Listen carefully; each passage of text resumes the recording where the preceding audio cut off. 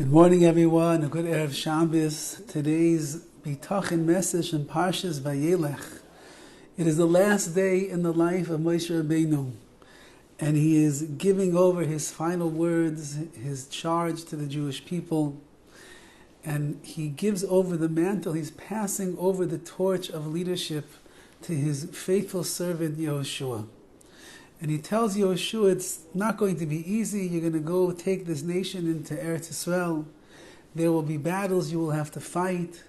Not to mention Yehoshua is very well aware of who this nation has been, the 40 years of additional wandering in the desert because of their mistakes, the complaining which took place, the sinfulness which they were a part of, the Chet HaEgel, the Chet HaMeraglim, all the different things they did. Yehoshua is very well aware of what he's getting himself into. And so Moshe Rabbeinu gives him the following words, Chizku ve'imtzu. And he tells him, be strong and be courageous. Al tiru, do not fear, ve'al ta'artzu, and you should not be afraid. Do not fear and do not be, or al ta'artzu mivneim, do not be broken before them, before the enemies of who you're going into. Ki Hashem Elokechu ahoylech imach, because Hashem is the one that is going with you. Lo yarpecha v'lo yazveka, HaKadosh Baruch Hu will not let go of you, nor will he forsake you. Moshe Rabbeinu is telling Yehoshua, I'm giving you the command of taking care of Klal Yisrael. I'm giving you the command of going into Eretz Yisrael, into the land of Israel, and you're going to take it over from the enemies that are there. And it's daunting, and it's a big task, and it looks like it might be frightening.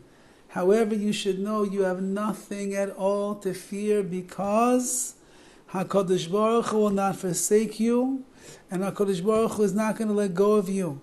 HaKadosh Baruch Hu is going to be with you the entire time. And if you will be strong in your Emunah and your Bitachon in Hashem, the way that I was, says Moshe Rabbeinu, all the 40 years in the Midbar, as we know that when they went to fight against Amalek, so it says that Moshe Rabbeinu raised his hands, and when he raised his hands, they looked towards the heavens, and when they looked towards the heavens, they thought about HaKadosh Baruch Hu.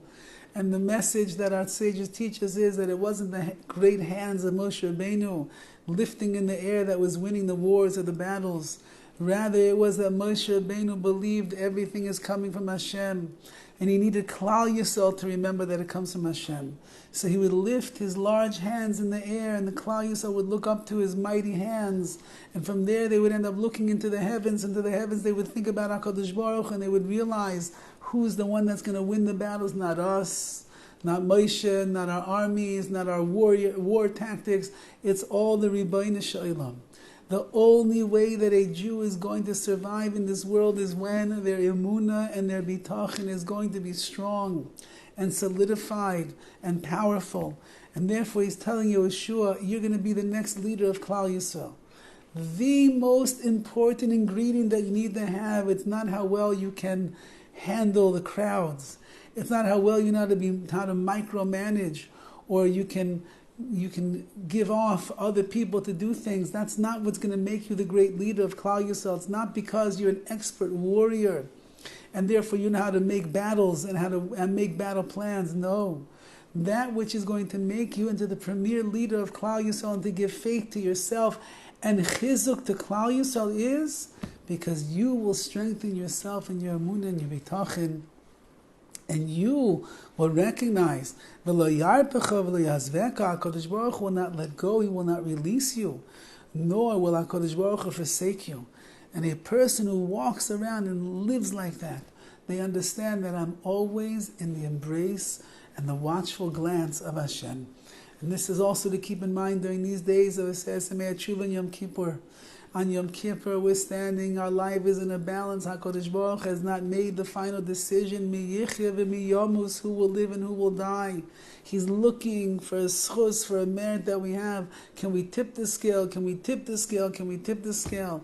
And the answer is yes. If you believe in HaKadosh Baruch Hu, strengthen yourself in your Emunah and your Bitachon, and you know that HaKadosh Baruch Hu wants you to be victorious, you will win, and you will tip the scales in your favor, and you will be zeicher to the Shana Tovim with Sukkot for the good and sweet year that we have been davening for, and asking for, and learning about, and getting ourselves ready for.